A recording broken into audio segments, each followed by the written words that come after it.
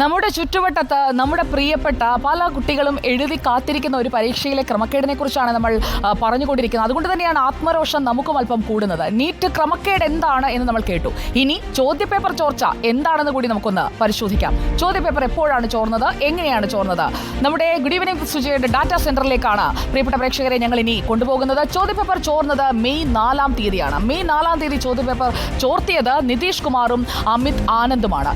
ഈ ചോദ്യപേപ്പർ ചോർത്തുമ്പോൾ അതിന് അവരൊരു വിലയിട്ടിരുന്നു. ഒരു ചോദ്യപേപ്പറിന് അവരിട്ട വില 32 ലക്ഷം രൂപയാണ്. ഈ പണം ആവശ്യപ്പെട്ടത് സിക്കന്ദർ യാദവേന്ദു എന്ന് പറയുന്ന ആളാണ്.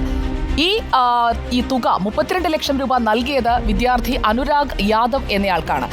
അതിനുശേഷം എന്തായിരുന്നു നൽകേണ്ടത്? ആവശ്യപ്പെടുന്നു, തുക കൊടുക്കുന്നു, ചോദ്യങ്ങൾ ഉത്തര സൂചിക ഇത് കൈമാറുക എന്നതായിരുന്നു ഉപാധി. അത് കൃത്യമായി കൈമാറുന്നു. അതിനുശേഷം സംഭവിച്ചത് എന്താണ് എന്നുകൂടി പറയാം. പട്ന സർക്കാർ ഗസ്റ്റ് ഹൗസ്, അവിടെ മറ്റ് 3 വിദ്യാർത്ഥികൾ കൂടി ഈ സംഘത്തിനൊപ്പം ചേരുകയാണ്. അങ്ങനെയാണ് പാറ്റ്ന എന്ന് പറയുന്ന എപ്പി സെന്റർ രൂപപ്പെടുന്നത്. ആയുഷ് കുമാർ, ശിവാനന്ദ് കുമാർ, അഭിഷേക് കുമാർ, ഇതാണ് ആ 3 വിദ്യാർത്ഥികൾ. ഇതിന്റെ കൃത്യമായ കണ്ണികൾ ഏതൊക്കെയാണ് എന്നുള്ളത് പുറത്തു വന്നുകൊണ്ടിരിക്കുകയാണ്.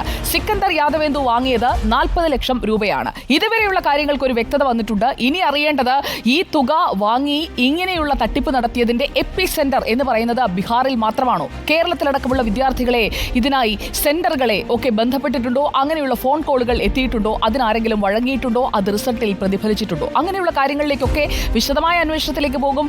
NTA സുതാര്യത ഉറപ്പാക്കുമെന്ന കേന്ദ്ര വിദ്യാഭ്യാസ മന്ത്രി ധർമ്മേന്ദ്ര പ്രധാന്റെ വാക്കുകൾ നമ്മൾ വിശ്വസിക്കുന്നു. പക്ഷേ അത് പൂർണ്ണമായും പ്രയോഗത്തിൽ വരണമെങ്കിൽ അന്വേഷണം കൃത്യമായി നടക്കണം. ഇപ്പോൾ പ്രതിഷേധങ്ങളിലേക്ക് പോകുന്ന കാഴ്ചയാണ് നമ്മൾ കണ്ടുകൊണ്ടിരിക്കുന്നത്. നീറ്റ് പരീക്ഷാ നടത്തിപ്പിലെ കൂടുതൽ വീഴ്ചകൾ പുറത്തു വരുമ്പോൾ പരീക്ഷാ ദിവസം പരിശോധന നടത്തിയ 399 കേന്ദ്രങ്ങളിൽ 186 സെന്ററുകളിലും CCTV നിരീക്ഷണം ഏർപ്പെടുത്തിയിരുന്നില്ല.